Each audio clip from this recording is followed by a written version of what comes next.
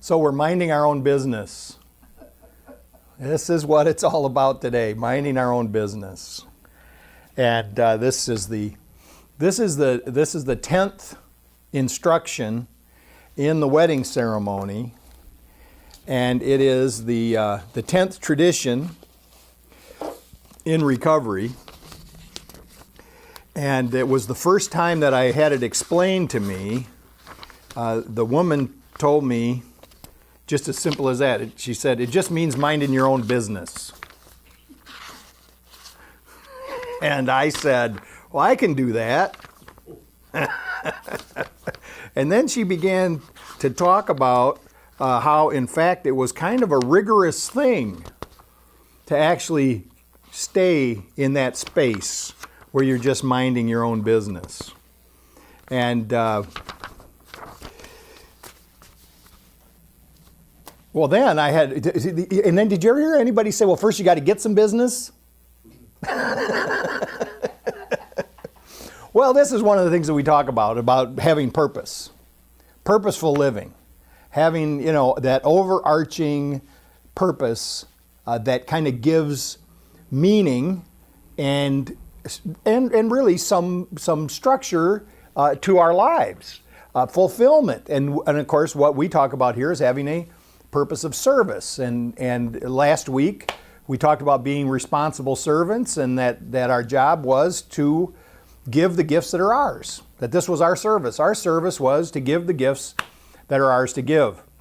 And the other thing about this service and how to give it and what to give is that sometimes we don't know. We may think we know. A lot of times directed service, where we actually have this conscious thought that this is the thing that we're going to do, ends up being misguided.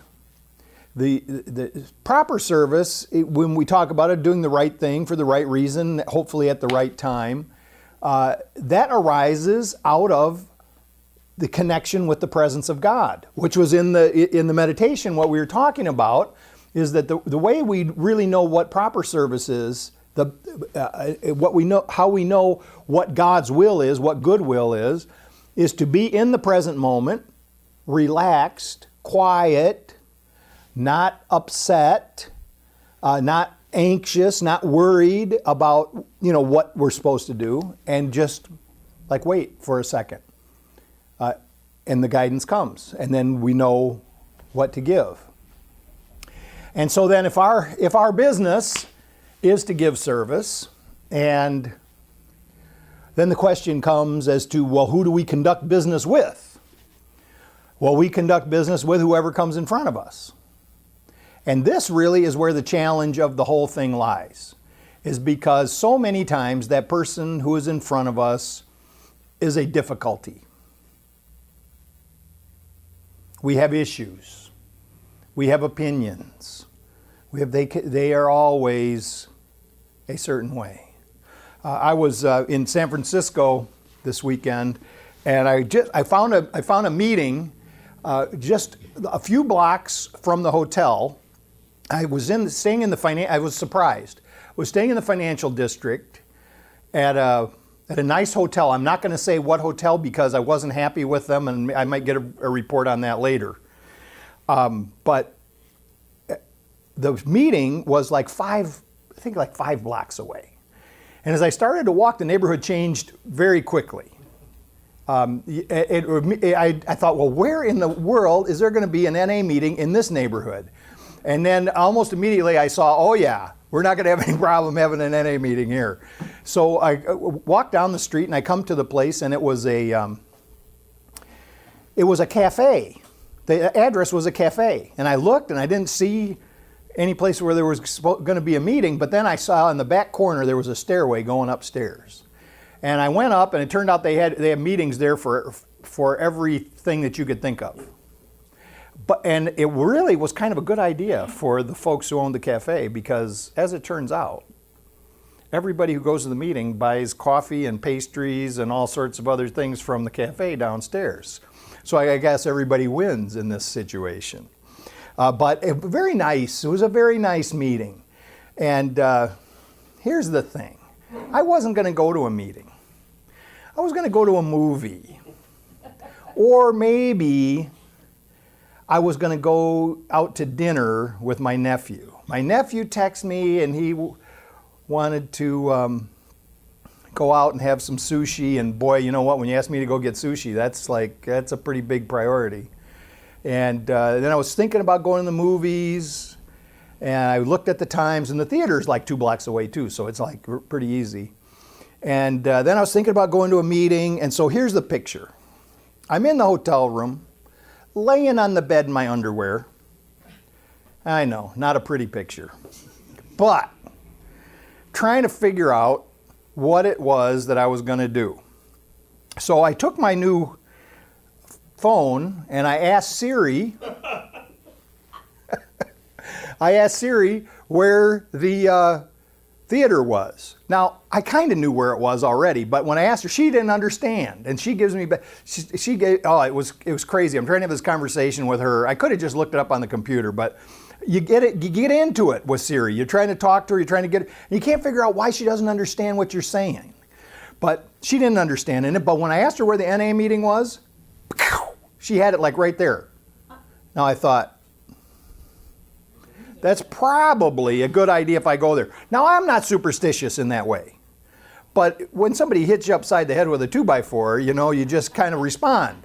So I went to the meeting. It was a great meeting. And upon leaving, I'm walking down the street. And all of a sudden, these people start hollering, "Stop that guy! Stop him! Stop him!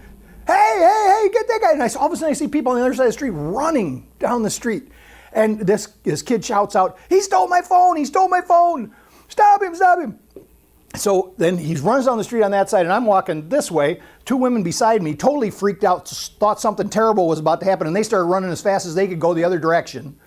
I mean, it was just like, it was so interesting because I was watching everything. It was almost like it was in slow motion. I didn't get excited or anything like that. And so here comes the guy. He goes on the street that way, and he turns around the corner, and he comes on my side of the street, and he starts running up the sidewalk towards me. And I had a moment to decide what would be proper service. And I decided that I was going to impede his progress. And he's coming straight at me, but I'm trying not to give away my intention of service. And so I'm just ready to just step over and block his way, and he cuts out into the street and starts running up that way. Well, it turns out that the guys didn't get their phone back because when they finally caught up with the guy, he had a partner that they didn't know about. And the partner interfered with them getting the phone back. Now, I have no idea what the message is in that whole thing. And I was thinking about it as I went back to the hotel.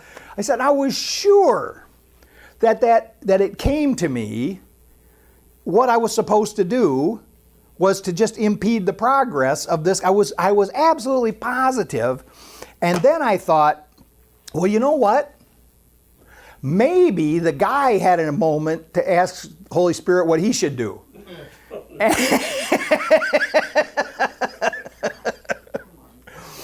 All right. So, to get quiet in those moments of craziness. But what was very interesting about it, and I just really have to say this again, is that there was a lot of excitement on the street and a lot of upset. And I didn't feel any part of that whatsoever. It was just like I was observing the whole thing. But you know what maybe the other thing was? I was observing the whole thing, and that was cool, but I was about to interfere. Maybe. I don't know. Anyway, it was interesting. So this is the thing about being in the moment. And this is one of the things I try to do. It seems to me it's easier when I travel. Because I'm actually consciously trying to get every moment out of the trip. And I never look at it like it's work. I always try to look at it like what I'm doing is I want to enjoy where I'm at. And listen, it wasn't hard to enjoy. It was 65 degrees. It was perfect. My nephew said to me, he said, "Every time you come here, the sun shines." I said, "I'm going to tell them that at church. I bring the sunshine with me."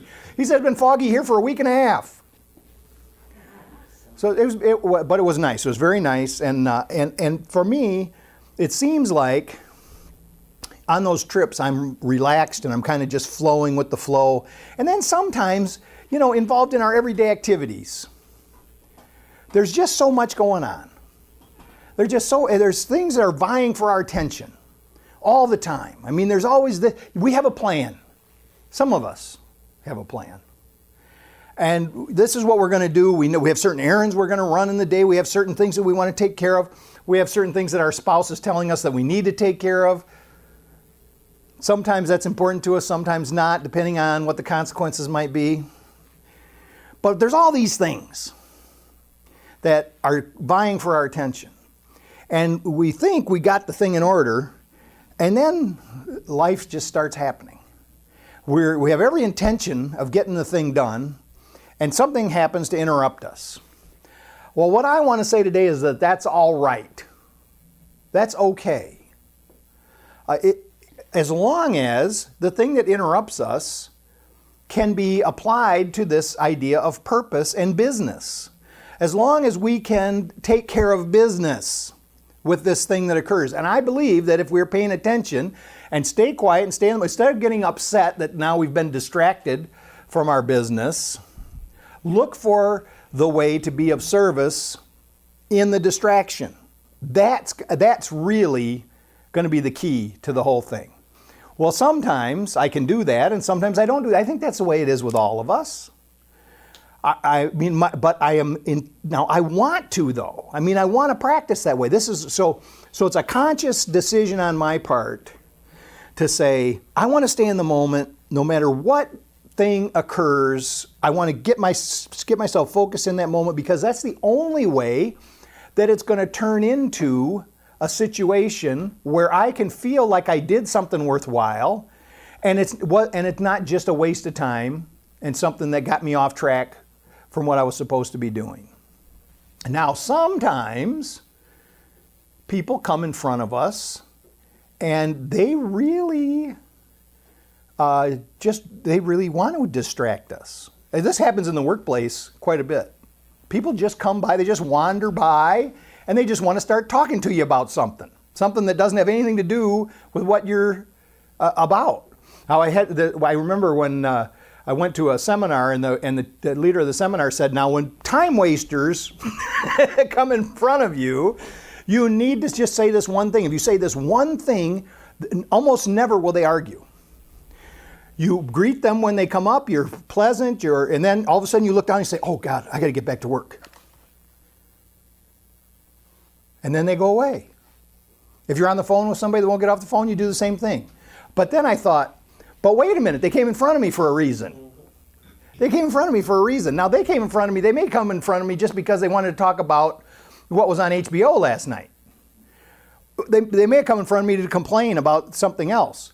But I was thinking that if I was really paying attention and wasn't too worried about my own agenda, that I might be able to give them what they really wanted, even though they thought they came for something else.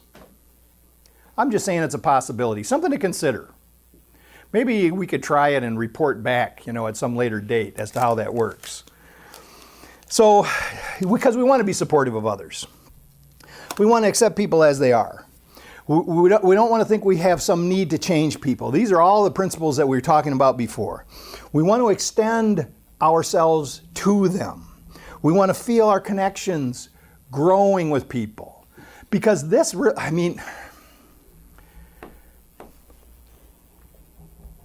I was listening to, I got Course in Miracles on audiobooks so that I can listen when I'm traveling. I can just have it playing. And I was listening to the little supplement on psychotherapy. And he said something so good and so interesting. He's talking about the relationship between the therapist and the patient. And he said, listen, just in case you don't know it, we're all patients. He says, if we weren't insane, we wouldn't be here. And what he meant by that was, we wouldn't be experiencing the world the way we're experiencing it if we weren't in need of some help. But he says your position as either patient or therapist changes depending upon whether or not you have a gift, you have something to give, or you need something. Well, both are going on all the time, but the primary role, right? So to remember this, that when somebody comes to us and needs help, we're not superior.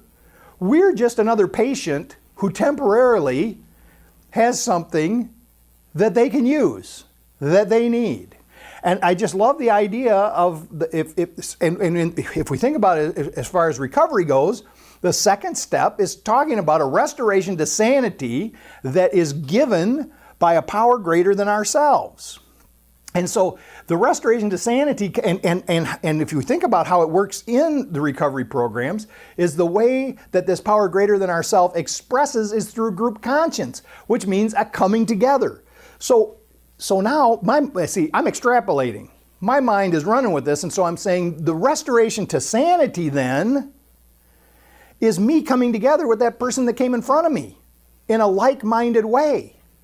And to then blend my decision-making in with their need. In other words, to say, I'm not going to make a decision here based on what I want alone, but what is best for both of us. And then what's established is a group conscience because I've surrendered my agenda.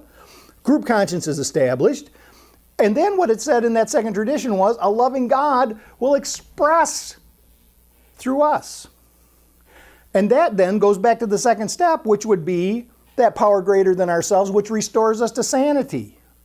With sanity meaning not fragmented, not broken, but rather whole. So then I said, well, it's as simple as this. I'm sane. This is when I'm sane, when I come together with you. I'm sane when I come together with the person that I'm with or the people that I'm with, rather than thinking that I'm in conflict with them. And that then becomes a perfect moment, which we want to extend. And that is our business. Our business is to give service in a way that brings us together with the people that are in front of us. And then I was thinking, but what if they're not? What if they're not in front of me and I just know I've got a friend, I've got a loved one who needs help, who is not doing well? Well, it's all mind. It's all mind. So all I have to do is relax and see them in my mind. See them healed. See them as they really are. But see them as the Christ. See the face of Christ in them. See the good in them. That is also a reflection of the good in me. And that's how I come together with them. In their need, I forgive that need, come together with them and seeing that they have transcended the need. In reality, the need is transcended. Yes, I know, in the world, sometimes it seems like it wasn't. But in reality, the need has already been met. Everybody's good. Everybody's whole. It's just in my confusion that I see it differently. So my business is to see them whole. My business is to forgive all of the shortcomings that I see and see instead the wholeness of all of us. And anything that distracts me from that, say gossip. Now I'm not going to gossip. Let me just tell you this. I want to tell you this about them because they're kind of in trouble right now and I just kind of want you to understand. And then I unfold this whole sordid affair in front of you about all the stuff that this person, because I just want you to understand, perhaps you could help later. No, this is gossip. It's gossip anytime I revel in talking about a disaster. It's gossip anytime I get myself all worked up. I want to report the bad news. Anytime I want to come and tell you about how bad the storm is. That's really gossip. I know. There's some kind of weird enjoyment that goes along with it. But I want to change my mind in that regard. I want to see an overcoming. What we were saying on Wednesday night was when you watch the news, whenever there's a natural disaster going on, the people who are reporting the news are almost disappointed when it's not as bad as it could have been. Well, I don't want to have a judgment on them. I want to say, I'm with them. The reason I'm watching is that I want to see that it's really bad. I'm not watching to see that it really turns out good. I mean, think about it. It's a spectacle. It becomes entertainment. It's a distraction from my business. In the Hebrew Bible, it's very clear that in order for you to be called your father's son, and now, of course, we're not so patriarchal anymore, we're trying not to be anyway. In order for you to be called your father's daughter, your father's son, you have to work in the father's business. In other words, any children that did not come into the business were really not considered sons. It was almost like it really was frowned upon. You're supposed to work in your father's business. I mean, that's why he had you. But so if we think about this, though, in terms of what our business is, it is our job to work in our Heavenly Father's business. And in order for us to be son or daughter of our Father who is in heaven, that means we need to do His business, which is really simple. Extend love, kindness, good service. And in that way, we know that we are minding our business and we're also reaping the benefits of sanity, of coming together, of releasing fear. If we work in the business of extending love, we live in love. That's enough.